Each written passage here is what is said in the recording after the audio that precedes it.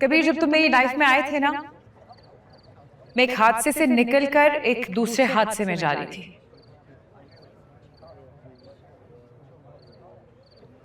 बहुत इंसेन किस्म का इमोशनल और कल्चरल शॉक था, जिसमें से मुझे लग रहा था कि मैं कभी भी नहीं निकल पाऊंगी। फिर तुम आए, हम मिले।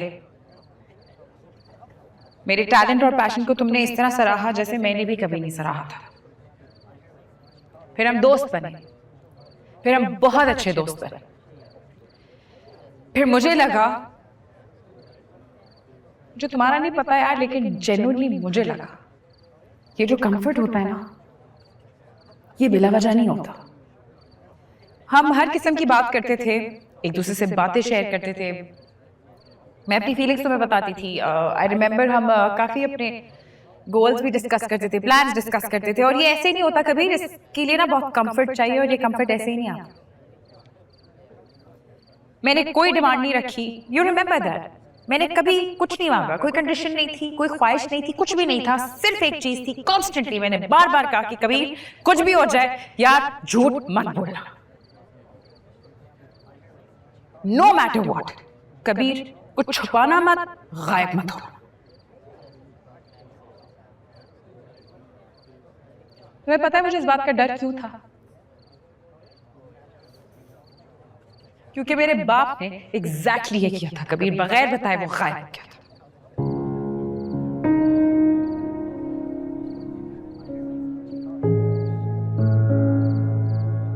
और तुमने भी एग्जैक्टली किया मेरे साथ।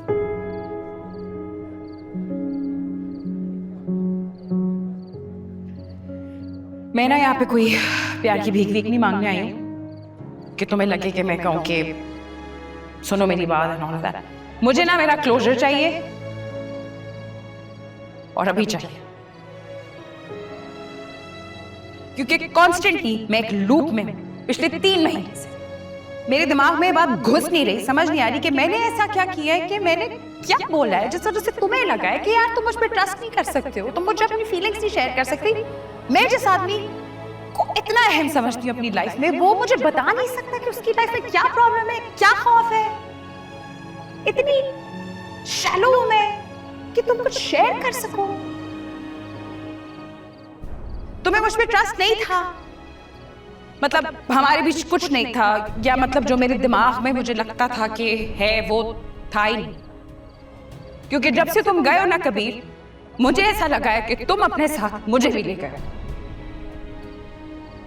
मेरा कोई कंट्रोल ही नहीं था अपने इमोशंस पे। मैंने कॉन्स्टेंटली अपने आप से सवाल जवाब किए, और मुझे अब ऐसा कोई जवाब नहीं मिला जो मेरे दिमाग में सेटल हो सके। इसलिए कबीर, अब तुम मुझे जवाब दो यार, ताकि मैं जिंदगी में आगे बढ़ सकूं।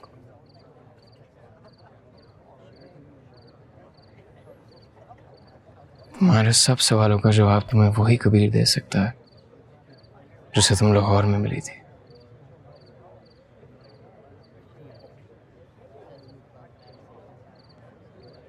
अगर वो वाला कबीर तुम्हें मिल जाए तो मुझे भी बता देना।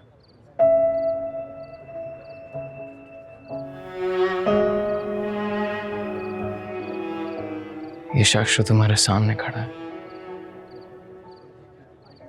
इसे मैं खुद भी नहीं जानता।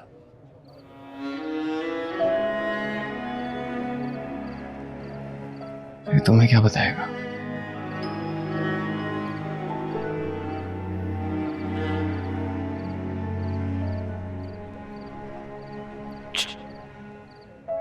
ये सीन है।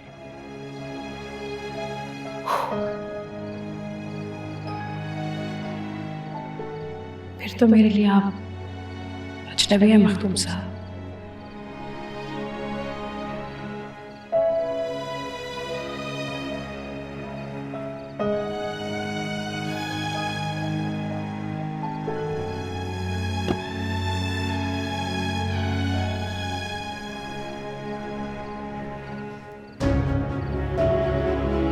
चलती हूँ फिर।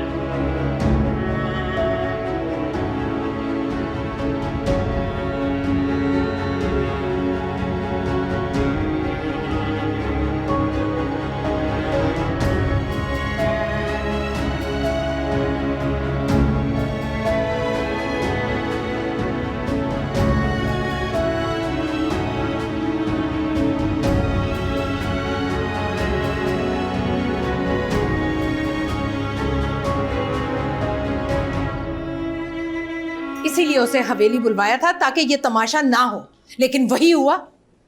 ये बात करने का कौन सा तरीका है भाई? लोग हमारे सामने ऊंची आवाज तो क्या, नजर उठा कर नहीं देखते।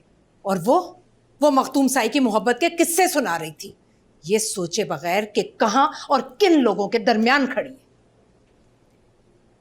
ये सब तो होना ही था। अगर कबीर उसके सामने आ जाता, पहले ही उससे बात कर लेता, तो आज ये जो हुआ है ये नहीं होना था। ये कौन सा तरीका है बात करने का? तरीके से भी बात हो सकती है। अच्छा, अब तो जो होना था सो हो गया। आप क्यों अपना ब्लड प्रेशर हाई कर रही हैं? कहाँ है कबीर? पानी लाऊं मैं आपके लिए? मैं पूछ रही हूँ कबीर कहाँ है? मैं देखती हूँ। रिलैक्स, जा रही हूँ।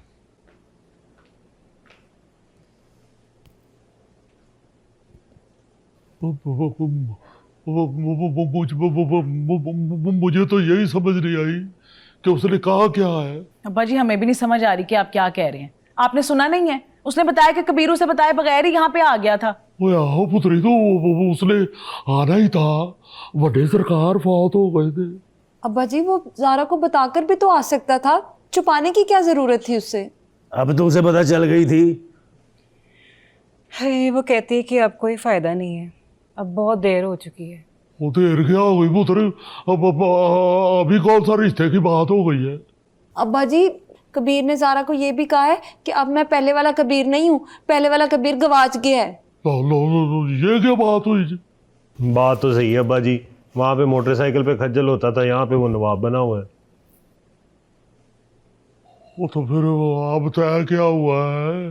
अब्बा जी, हम भी आपके साथ ही हैं, हमें भी नहीं समझ आई। बस उसने कहा है कि चलें। वो जो अंगूठी ली हुई थी, अब उसका क्या करना है? उसमें जो हीरा लगा हुआ ना, तुझे रास्ते में चटाते हुए जाएंगे।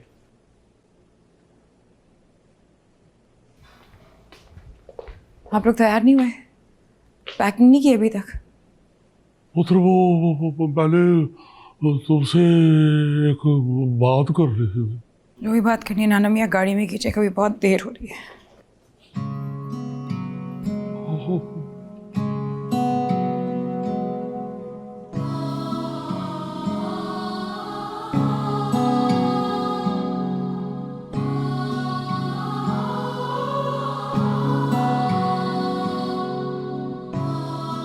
We talk.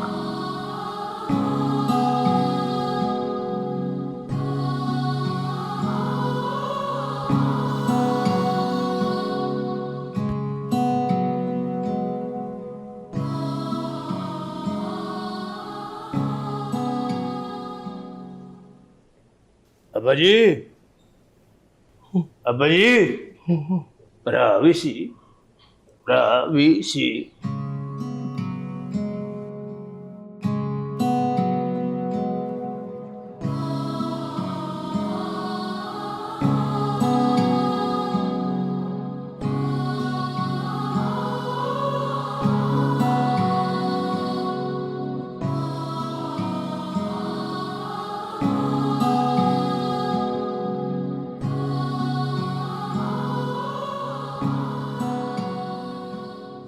यार बड़ी वाहियात चीज़ें हैं मोहब्बत। वाट लगा देती है बंदे की भाई, किसी लायक ही नहीं छोड़ती आपको कि आप कोई काम धंधा कर लें। अजीब मेरी दलदल है, बंदा इसमें धंसता ही जाता है।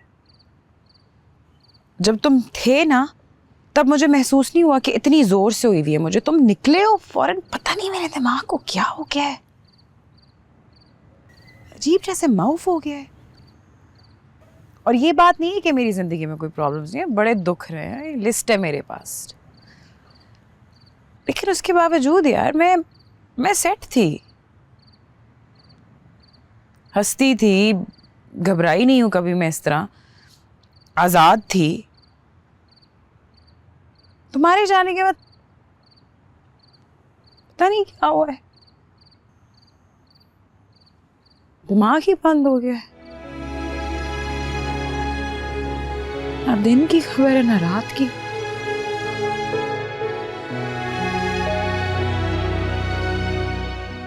पता नहीं मैं तुम्हारे जाने के बाद तुम्हें ढूंढ रही थी या खुद को।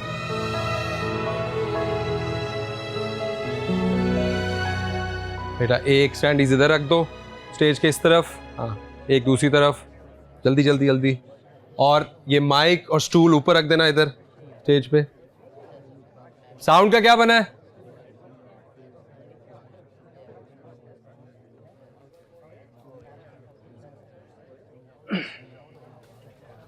तुम यहाँ क्या अफसानवी किरदारों की तरह खाली हॉल में बैठी स्टेज देख रही हो? क्या? कुछ नहीं, तुम्हें आज यहाँ देखकर बहुत खुशी हुई। क्यों? बस यार, हमारी जिंदगियों की कहानियाँ कब एक दूसरे से कनेक्ट हो गई पता भी नहीं चला।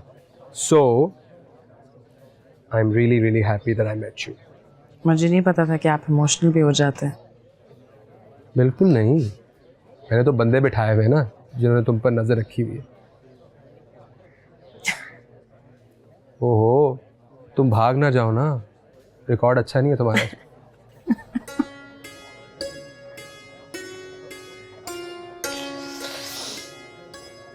Thank you, thank you for everything. रुलाएगी क्या पगली? हाँ?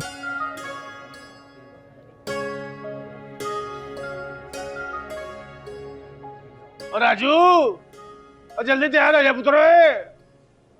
रहीला, रहीला, और जल्दी तैयार हो जा, गाड़ी आने वाली है। गाड़ी क्यों मंगवा लिया तुमने? क्या इन कपड़ों में मैं रिक्शे में जाता? इन कपड़ों में तुम मोटरसाइकिल पे भी जा सकते हो। ओए, तुम तैयार हो गई हो कि नहीं? मैं तो तैयार हूँ, बस वो हिना पार्लर गई भी है। ना भला उसे पार्लर जाने की क्या जरूरत थी? है, इतना अहम दिन है, वहाँ सारे होंगे। तो क्या वो सारे तुम्हें देखने आए होंगे? तो और क्या, हम जारा की फैमिली है, सारे हम ही देखेंगे। और मैंने तो फुल तैयार होके जाना है। और तुम्हारी तैयारी होने ना, फंक्शन लेट करवा देना है। नहीं होती देर, खुद तैयार हो गया ना, हमें भी सुकून से होने दो। चलो चलो। और सलीमा, और सलीम ओए, चलो इधर करो बात, दूसरा भी तो बात सुनते, चलो इधर करो। ओ आफरीन जल्दी कर ले, पाए ने रौला पाया हुआ है। वैसे हम कुछ जल्दी नहीं जा रहे। ओ हमें तो सबसे पहले जाना चाहिए ना, हम तो घर वाले हैं। अब्बा जी है ना वहाँ पे जारा के साथ। ओ अब्बा जी तो खैर छोड़ो। मैंने पैंट कोट पहना था। कोई नहीं, ये बहुत अच्छा लग रहा है, ऐसे ही जाओ। ये क्या बात हुई, सब अपनी मर्जी से तैयार हो रहे हैं, तो फिर मेरे साथ ऐसा क्यों? वो दे देना जो मांग रहा है। कपड़े नहीं इस्त्री हुए ना सलीम। वो तो मैं इस्त्री कर दूंगा। ले पहले तुम खुद तो तैयार हो जाओ। मैं तो बस तैयार हो गया हूँ, तू जल्दी कर, इससे पहले के पायन की एक और आवाज आए। चलो बेटा तुम भी जल्दी आ जाओ। आ रहा है बस।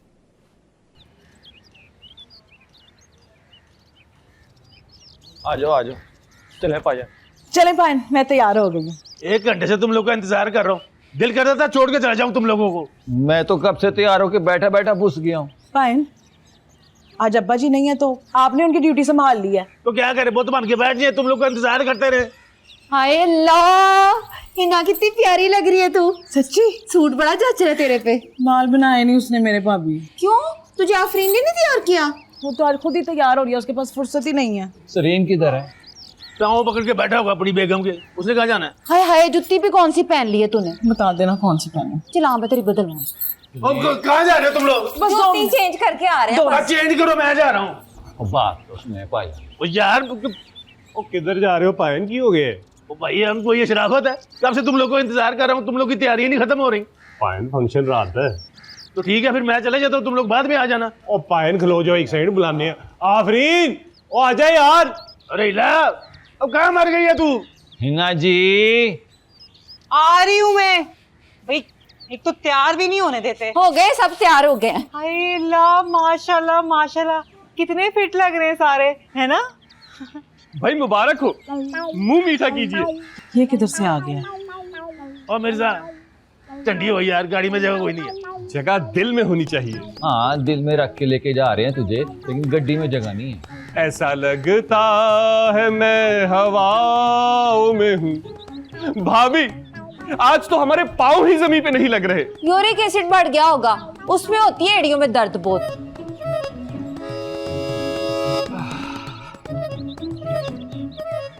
दावतनामा आया है हमें। कहाँ से आया है दावतनामा तुम्हें?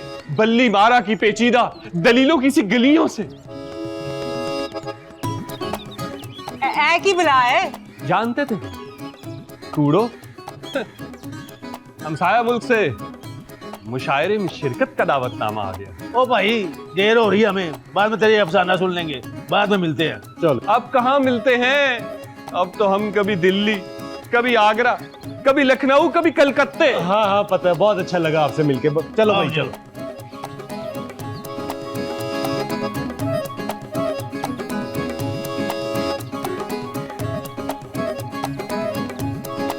भाई मिठाई तो छोड़ जाइए।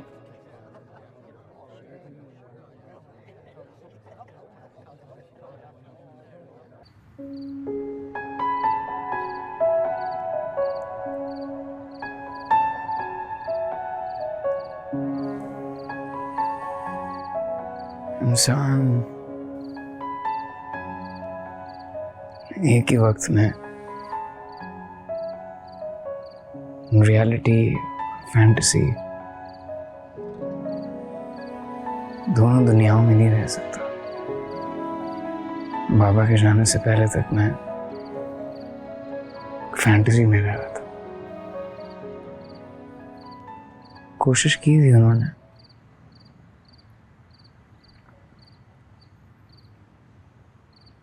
रियलिटी में लेके आने, नहीं आया गया। और चाहते ना चाहते उन्होंने रहने दिया मुझे एक फैंटेसी में।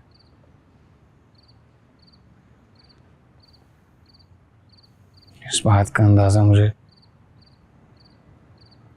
जाने के बाद हो,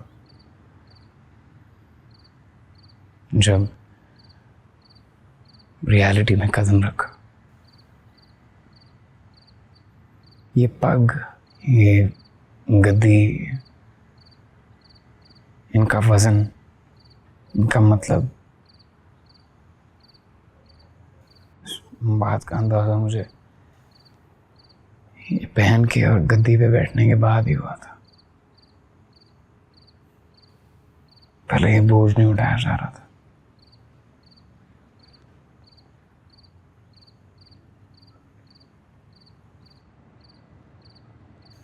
सोचा था भाग जाओ,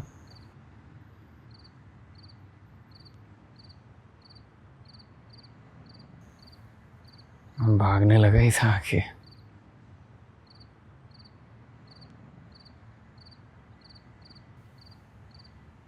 चला अब आ गया।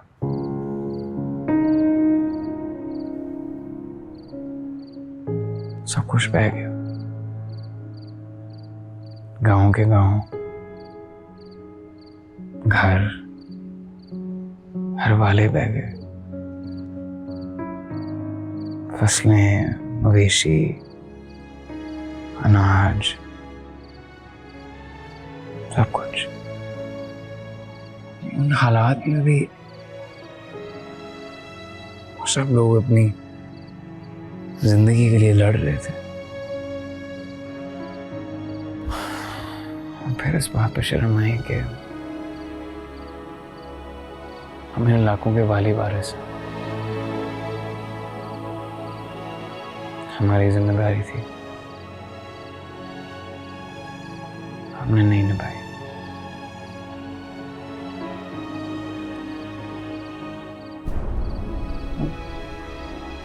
कई लोगों के पास खाने को कुछ नहीं, तालीम नहीं है, पानी नहीं है, इलाज नहीं है, दवाई नहीं है। कुछ महीने तो बस यही चलता रहा था सब। फिर सोचा कि दो ऑप्शन,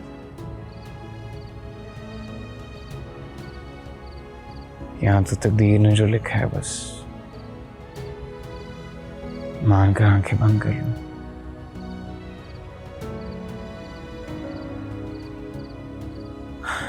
या फिर प्रैक्टिकली कुछ करूं लोगों के लिए, हेल्प करूं उनकी। ये डेस्टिनी, तकदीर, फेट कितनी अजीब चीज़ें हैं ये। पहले सोचता था कि 100 साल भी यहाँ रह लूँगा ना, कभी एडजस्ट नहीं कर पाऊँगा। फिर पता नहीं कब मैं इन लोगों से और ये लोग मुझसे बस कनेक्ट कर गए। मैं बस एक बात बताऊँ,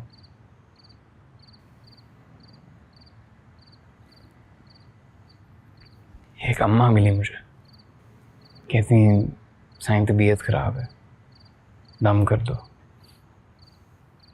अभी डॉक्टर के पास जाए? नहीं साईं, दम कर दो। मैं मुलाजिम को कहा, आपने क्या डॉक्टर के पास ले जाओ? नहीं साईं, आप दम कर दो, डॉक्टर के पास कल चली जाऊंगी। मैंने एमी बस मुंह में बस कुछ बोल के तो फूंक दिया उन पर।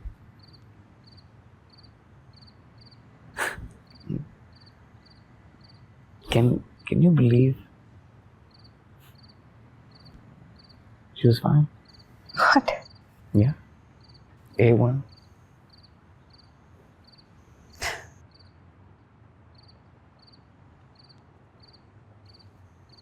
साईं तो साईं, साईं की भूख भी शायद।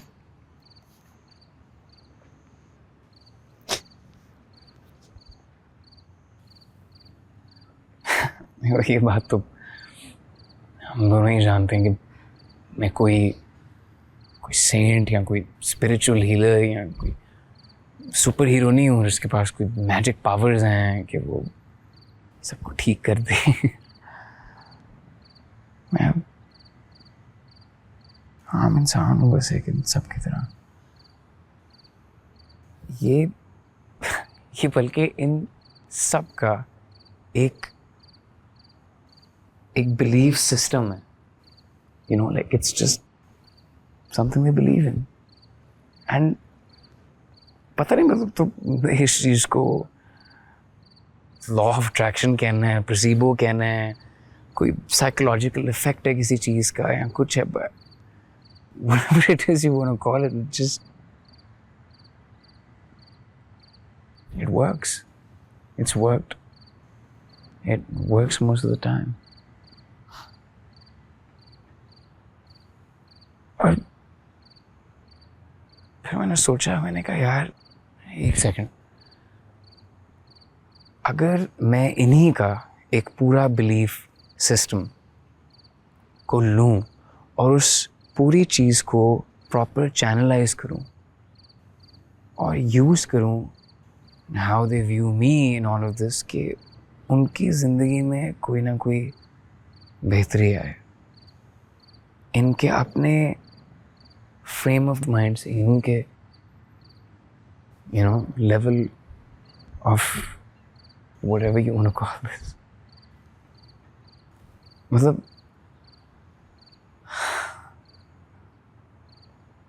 बाहर रहकर अगर मैं म्यूजिक करता तो उस चीज़ में फ़ायदा सिर्फ मुझे ही होता, और यहाँ रहकर मैं दूसरों की ज़िंदगी में बेहतरी ला सकता हूँ।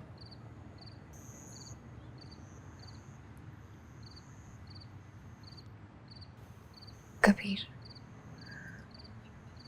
ये सब तो मुझे पहले नहीं बता सकते थे।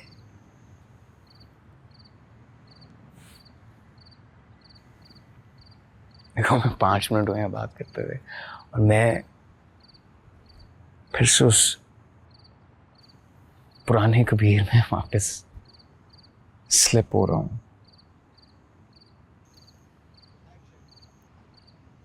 मैं वो कबीर नहीं हूँ जिससे तुम लाहौर में मिली थी, बड़ा डायलॉग मारा था। अच्छा खासा कैरेक्टर बनाया हुआ था मैंने, सारा मेहनत ज़ाया कर दिया। क्यों बनाया हुआ था कैरेक्टर? इसी फेकनेस से तो तुम भागते थे ना, तुम्हें यही तो नहीं पसंद थी अपनी फैमिली के बारे में। क्यों बनाया हुआ था कैरेक्टर? जैसे हो वैसे रहो और मुझे तो बताओ, ये सब पहले बताने में मौत पड़ी थी।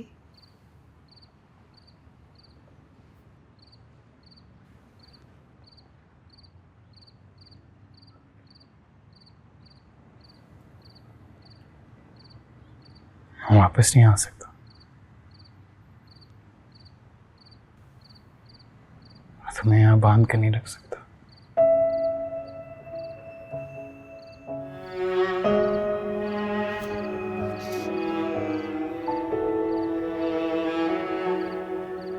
तुम्हारी और मेरी लव स्टोरी काफी कन्वेंशनल सी है, यू नो। मतलब मैं माय लुक्स देख के थोड़ी पागल हुआ था तुम्हारे पीछे। My love at first sight was your talent. When I saw you on stage.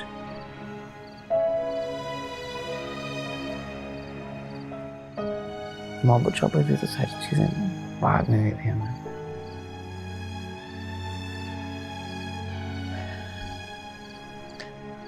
हमारा वाइंड अप भी कितना अनकन्वेंशनल है ना। स्टार्ट भी तो अनकन्वेंशनल था।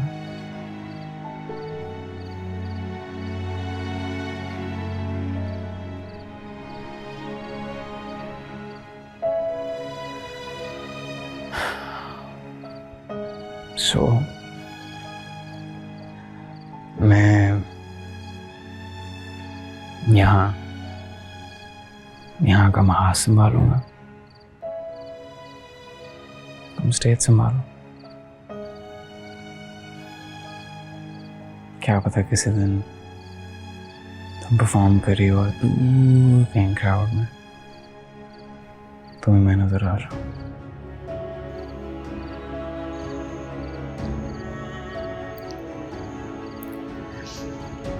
मैं सैड हो रही हूँ। तुम हो सकती हो।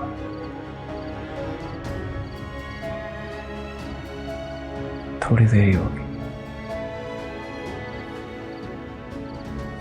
वैसे ही तुमसे ज्यादा सैड रहा नहीं जाना।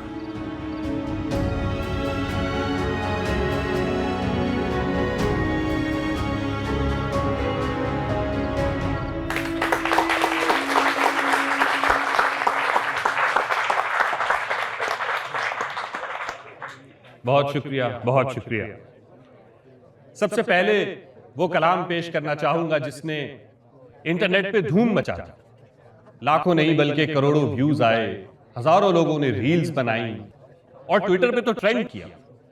तो पेश खिदमत है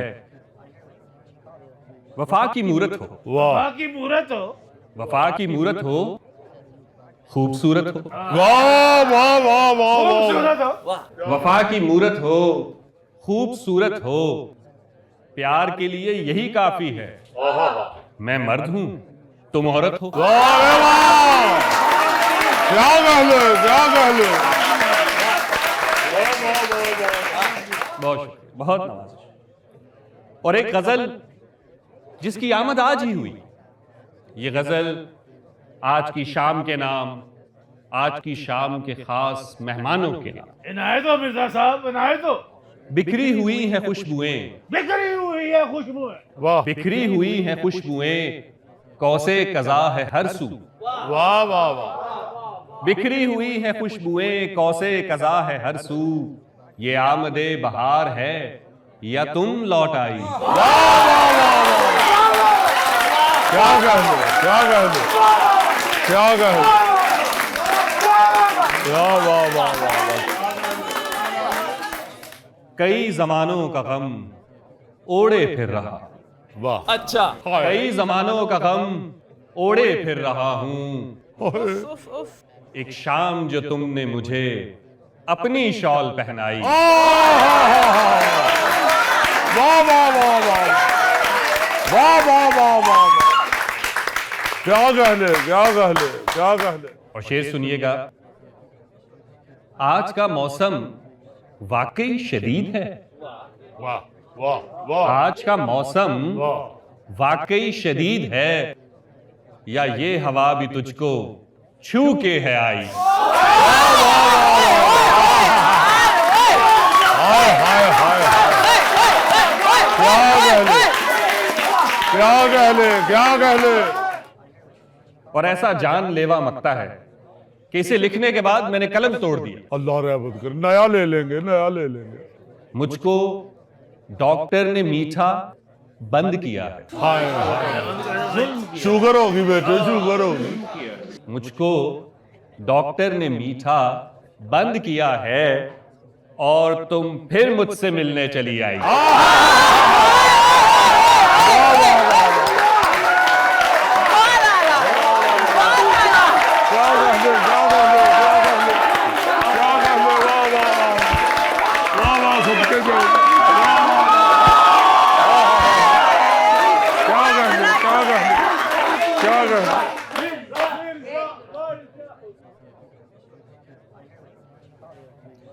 अब मैं आपके और इस शाम के दरमियान में मजीद मुखिल नहीं होना चाहूंगा। दावत देना चाहूंगा उन फनकारों को जिनके लिए आज ये महफिल सजाई गई है। द नाना एंड नवासी show, please welcome Nana and नवासी।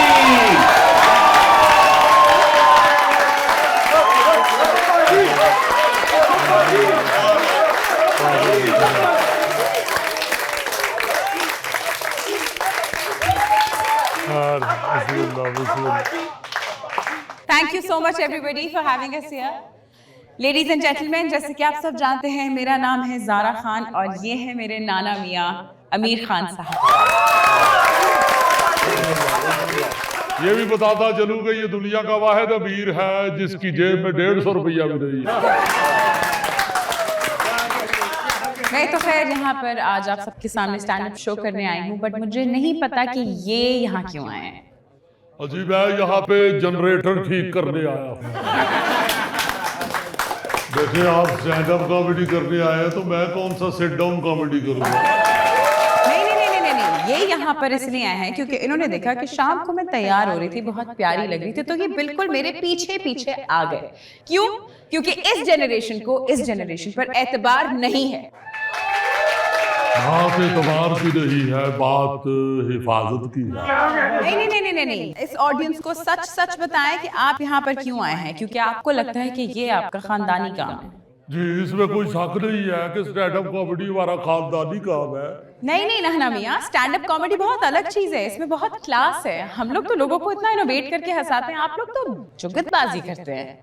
नहीं बेटा जी, मैं समझता हूँ कि आपकी स्टैंड अप कॉमेडी में और हमारी स्टैंड अप कॉमेडी में बस इतना ही फर्क है कि इनकी स्टैंड अप कॉमेडी शुरू होती है लेडीज एंड जेंटलमैन और हमारी स्टैंड अप कॉमेडी शुरू होती है भाग लगे रहे, मौला जोरिया सलामत रखे, रहमत होती रहे। आप स्टैंड अप कॉमेडी करते हैं थिएटरों में, हॉलों में, ऑडिटोरियम में या कैफे के किसी हॉल में। हम स्टैंड अप कॉमेडी करते हैं तंबू कनातों में। आपकी स्टैंड अप कॉमेडी के लिए लोग टिकट लेके आते हैं, हमारी स्टैंड अप कॉमेडी के लिए अल्लाह पाक किसी को काका दे देता। अच्छा ठीक है, मान लेते हैं आपका ये पॉइंट, लेकिन आप हमारा कोई पॉइंट क्यों नहीं मानते? अभी मैंने रास्ते में इनको बोला कि गूगल ने बता दिया कि आज बारिश होगी, तो प्लीज नाना मियाँ छतरी ले लें, तो इन्होंने कहा पुत ठहर, मैं लिफाफा फाड़ लिया। पहली बात तो ये है कि मैं इस गूगल चाचे की बात पे यकीन ही नहीं करता। देखो जी, हर इलाके की, हर खित्ते की अपनी अपनी जरूरियात होती है। ये जो छतरी है ये गोरे को ठीक काम देती है, क्योंकि वहां पे लोग भी सीधे हैं और बारिश भी सीधी होती है।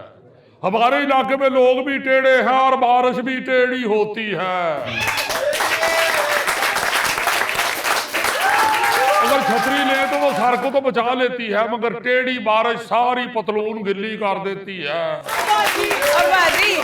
अच्छा ठीक है, इनका ये पॉइंट भी वैलिडेट हो गया। लेकिन अभी जब गाड़ी में मैं ऑनलाइन म्यूजिक सुन रही थी नाना मियाँ, तो आपने मुझे कहा आपने अपने फेवरेट सिंगर का गाना सुनना है। 15 मिनट इन्होंने मुझे सिंगर पे लेक्चर दिया।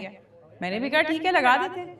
सिंगर की इतनी लंबी थी कि कैफे आ गया, लेकिन उसका आ खत्म नहीं हुआ।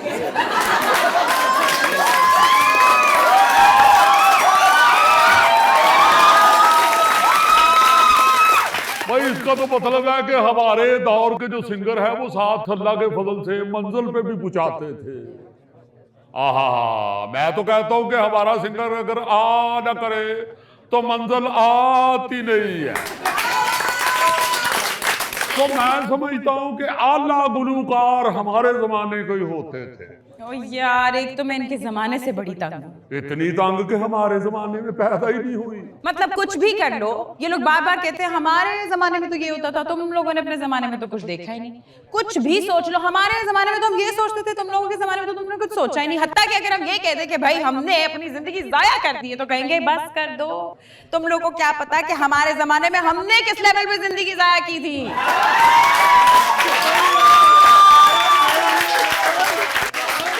तो मैं साबित कर सकता हूं, जैसा हमारे जमाने में वक्त जाया करते थे वो आपके जमाने में नहीं होता। मेरा फर्स्ट कजन भानैत 80 साल का हो के फौत हुआ है। 80 साल में से 72 साल एक दूध दही वाले के थड़े पे बैठा रहा है। आपने क्या बेली हो रहा है? आपके दौर में तो अब मोबाइल आ गया। ओ भाई, खाना इंटरनेट पे, फैशन इंटरनेट पे, हत्ता के मोहब्बत और इश्क भी इंटरनेट पे। और ऐसा जाली इश्क कई महीने लगा देते हैं बुशरा की फेसबुक खोल खोल के, बाद में पता चलता है बुशरा नहीं पाबशीर है। ठीक है नाना मियाँ, आपके जमाने में भी बहुत अक्लमंद लोग थे, लेकिन नाना मियाँ हमने भी तो एक्सेप्ट कर रहे हैं, बजाय के पोते की बाइक के पीछे बैठ के बस यही कहते रहे कि ये सारा खाली था, यहाँ सब मैदान होते थे, यहाँ बस घास होती थी। भाई वहां पर चीजें बन चुकी हैं और जो बन गया है उसको मान ले।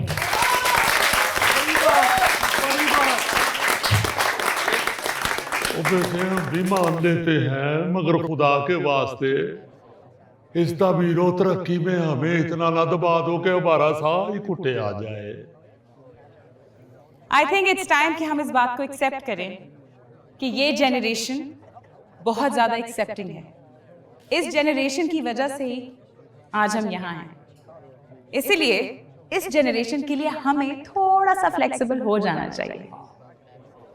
नाना मियाँ हमसे वादा करें कि इनकी जनरेशन हमारे साथ एक्सपीरियंस शेयर करेगी और हमारी जनरेशन इनके साथ इनोवेशन।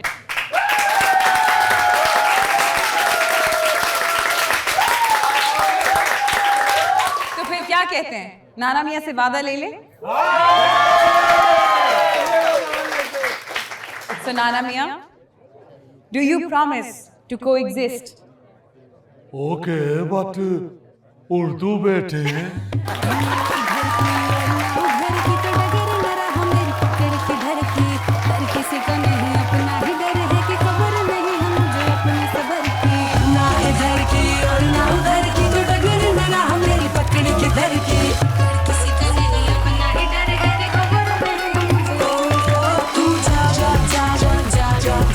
जाग जाग और रुकना नहीं।